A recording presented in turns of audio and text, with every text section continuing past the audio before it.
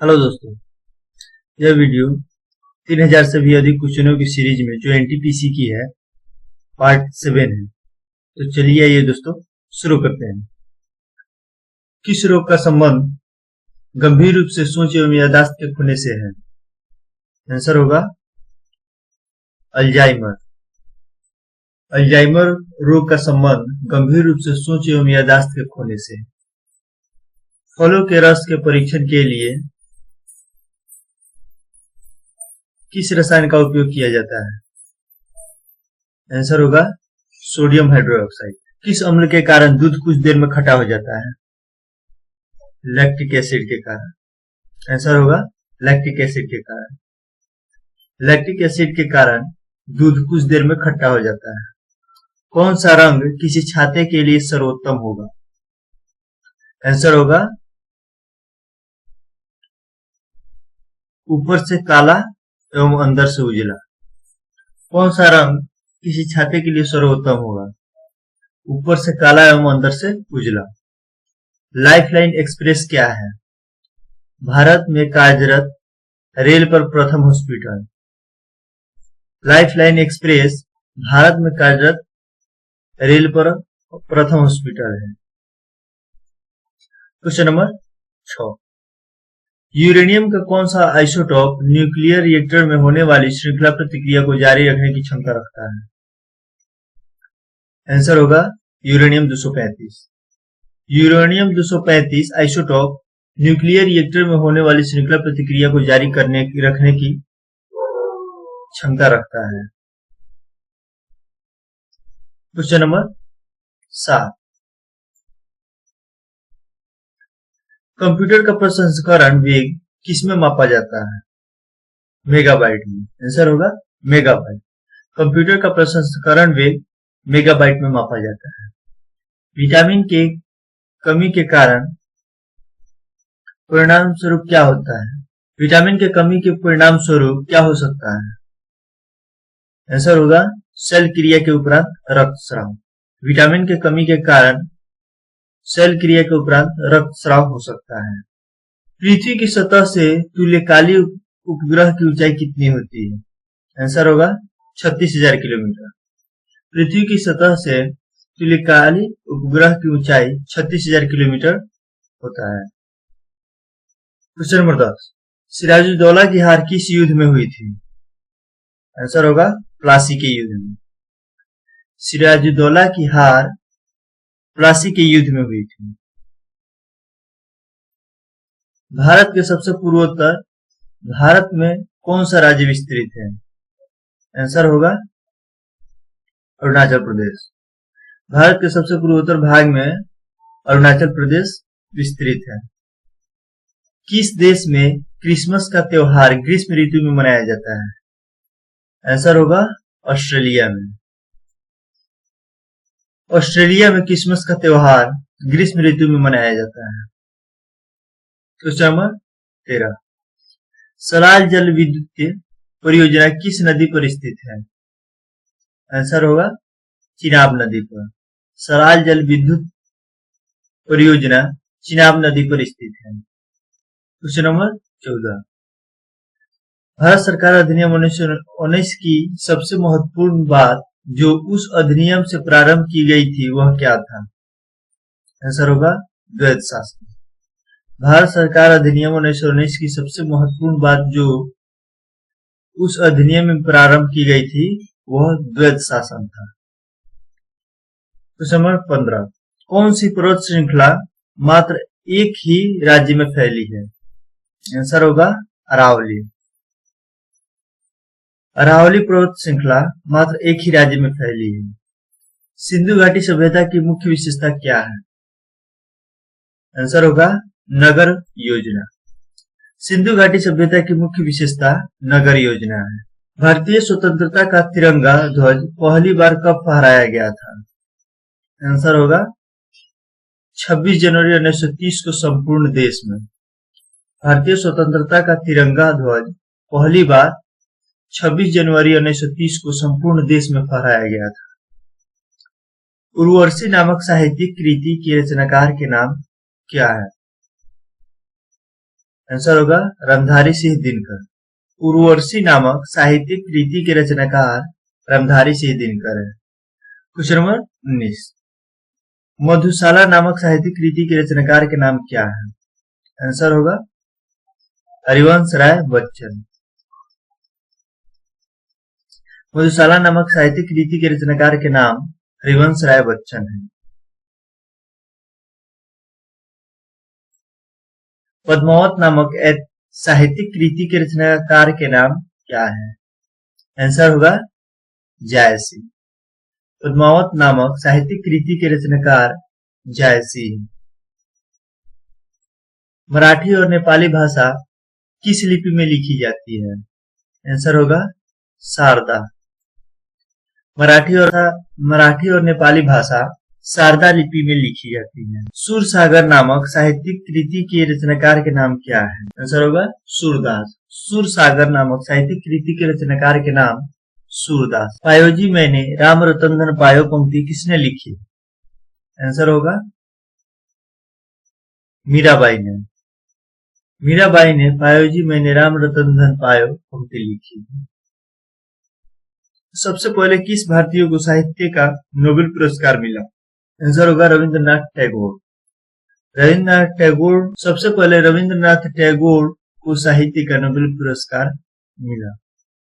भारत का राष्ट्रीय गीत क्या है? वंदे मातरम।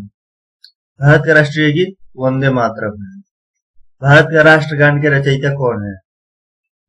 आंसर होगा रविंद्रनाथ टैगोर। भारत के राष्ट्रगान के रचयिता रविंद्रनाथ टैगोर है। अध्यापक दिवस किसकी स्मृति में मनाई जाती है? आंसर होगा सर्वपल्ली राधाकृष्णन के। अध्यापक दिवस सर्वपल्ली राधाकृष्णन की स्मृति में मनाई जाती है। बेटन कप किस खेल से संबंधित है? आंसर होगा हॉकी से।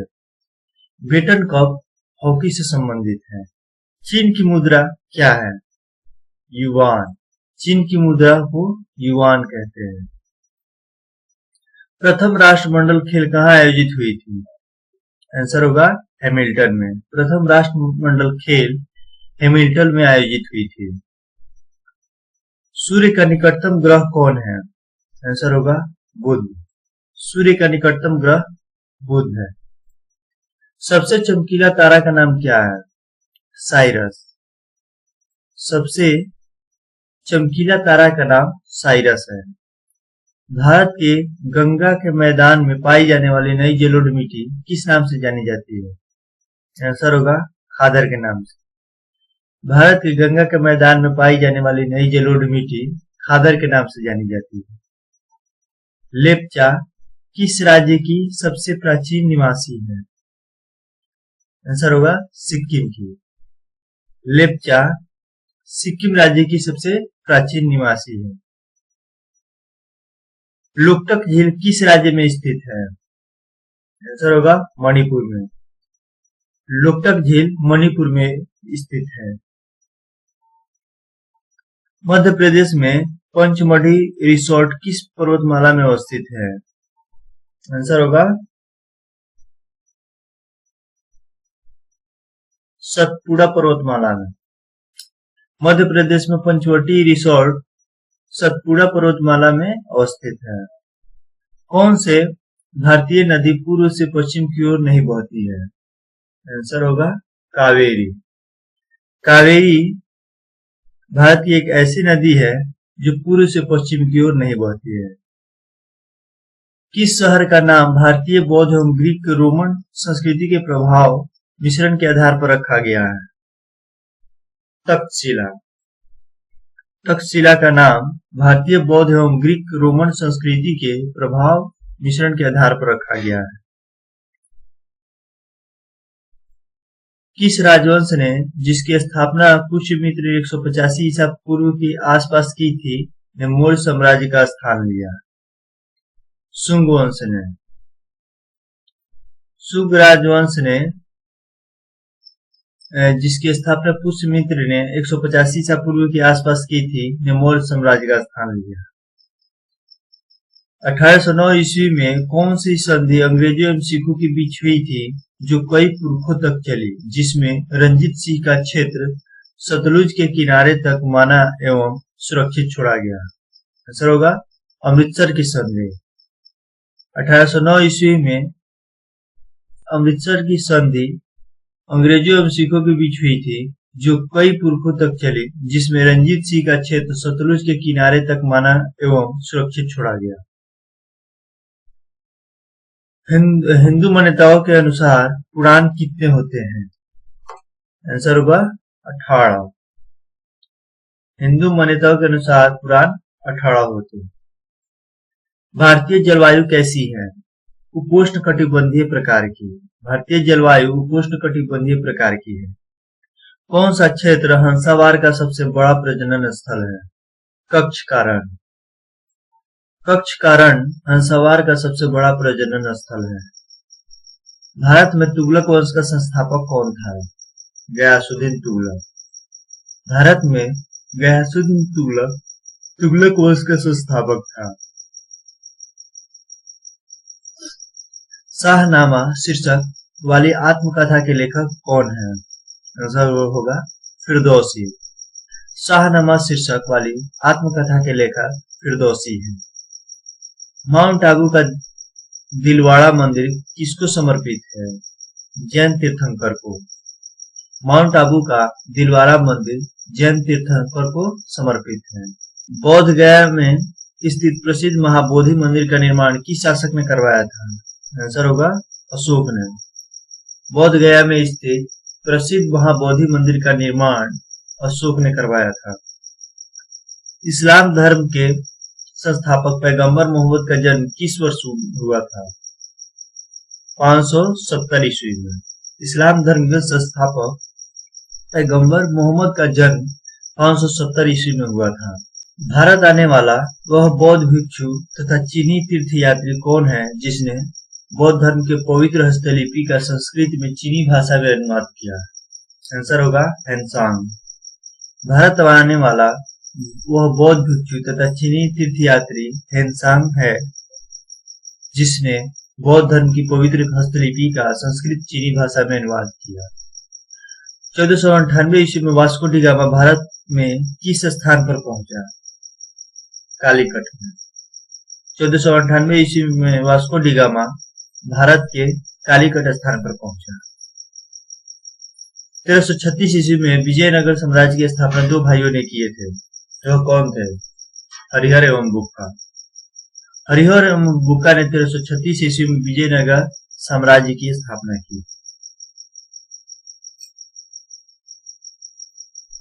भारतीय राष्ट्रीय कांग्रेस की स्थापना किस वर्ष हुई थी? 1885 ईस्वी में। भारतीय राष्ट्रीय कांग्रेस की स्थापना 1885 ईस्वी में हुई थी। गांधी जी ने अपना पहला सत्याग्रह आंदोलन कहां से शुरू किया था? आंसर होगा चंपारण से। गांधी जी ने अपना पहला सत्याग्रह आंदोलन चंपारण से शुरू किया था। कालीकोट का युद्ध किस वर्ष हुआ था? आंसर होगा 1565 ईस्वी में। कालीकोट का युद्ध 1565 ईस्वी में हुआ था। बिंबिसार के समय मगध की राजधानी कौन थी?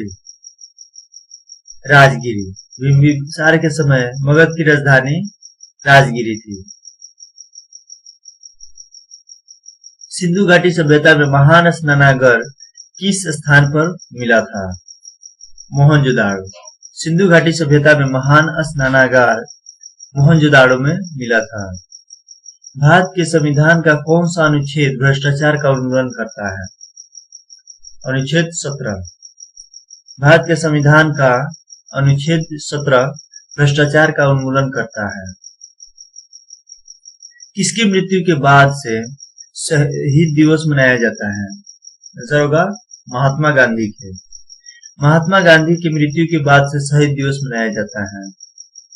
राष्ट्रीय युवा दिवस कब मनाया जाता है? आंसर होगा 12 जनवरी को। राष्ट्रीय युवा दिवस 12 जनवरी को मनाया जाता है। श्री मोहनदास करमचंद गांधी की माता कौन थी? आंसर होगा पुतलीबाई। श्री मोहनदास करमचंद गांधी की माता पुतलीबाई थी। 1906 ईस्वी में स्वराज शब्द का प्रयोग करने वाला प्रथम भारतीय कौन था? बीजी तिलक। 1906 ईस्वी में स्वराज शब्द का प्रयोग करने वाला प्रथम भारतीय बीजी तिलक था।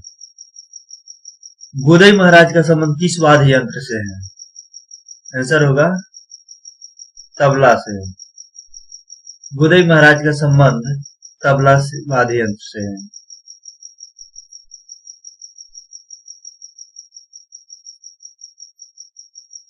केंद्रीय इलेक्ट्रॉनिक्स अनुसंधान संस्थान कहाँ अवस्थित है? पिलानी में।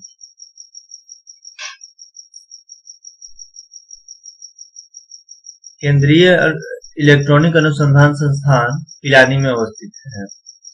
भारत अर्थ मूवर्स लिमिटेड कहाँ अवस्थित है? बेंगलुरु में।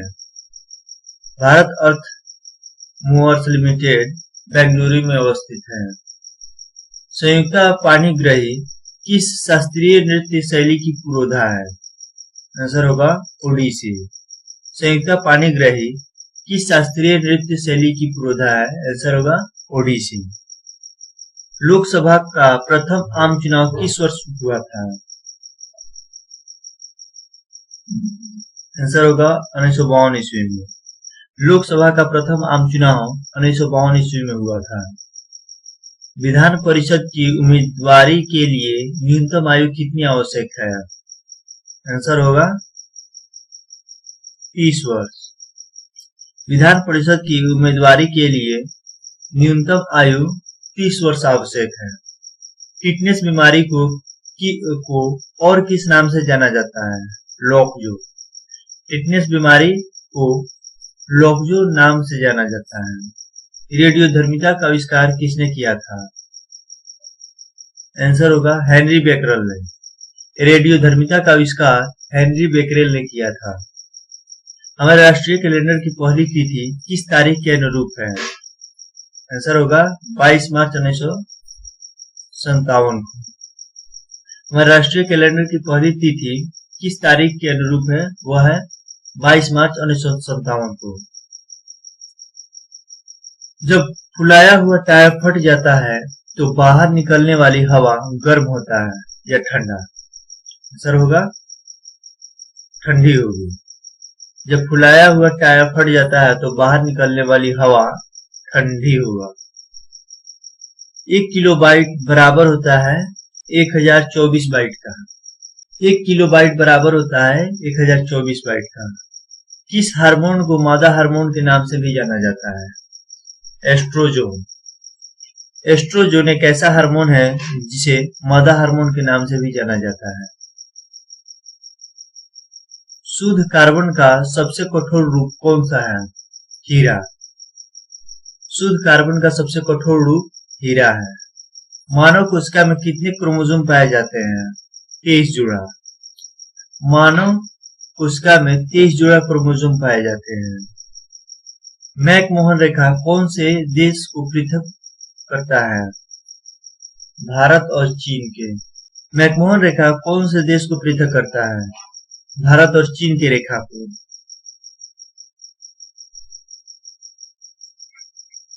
भारत के किन किन राज्यों से होकर कर्क रेखा गुजरती है?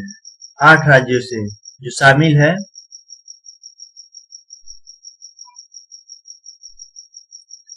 8 राज्यों से होकर। भारत के 8 राज्यों से होकर कर्क रेखा गुजरती है। गुजरात, राजस्थान, मध्य प्रदेश, छत्तीसगढ़, झारखंड, पश्चिम बंगाल, त्रिपुरा और मिजोरम से होकर कर्क रेखा गुजरती है। शिवालिक की पहाड़ियां कहाँ तक फैली है? पोटवार बेसिन तथा तीस्ता के बीच। पोटवार बेसिन तथा तीस्ता के बीच। हिमालय के क्षेत्र के चट्टान मुख्यतः कैसे है? परतदार। हिमालय क्षेत्र के चट्टान मुख्यतः परतदार है। चंद्रमा की सतह पर भार और द्रव्यमान में क्या होता है? चंद्रमा की सतह पर भार और द्रव्यमान में क्या होता है? भार घट जाता है तथा द्रव्यमान नियत रहता है। चंद्रमा की सतह पर भार और द्रव्यमान में क्या होता है? भार घट जाता है तथा द्रव्यमान नियत रहता है। साइरस पद किससे संबंधित है? उच्च स्तर के बादल से। साइरस पद उच्च स्तर के बादल से संबंधित है। वातावरण में कौन सी गैस पराबैंगनी किरणों का अवशोषण करती है? आंसर होगा ओजोन। वातावरण में ओजोन एक ऐसी गैस है जो पराबैंगनी किरणों को अवशोषित करता है।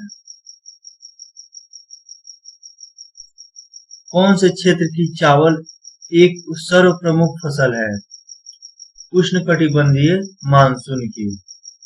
किस अंग्रेज ने पहली बार भगवत गीता का अंग्रेजी में अनुवाद किया था?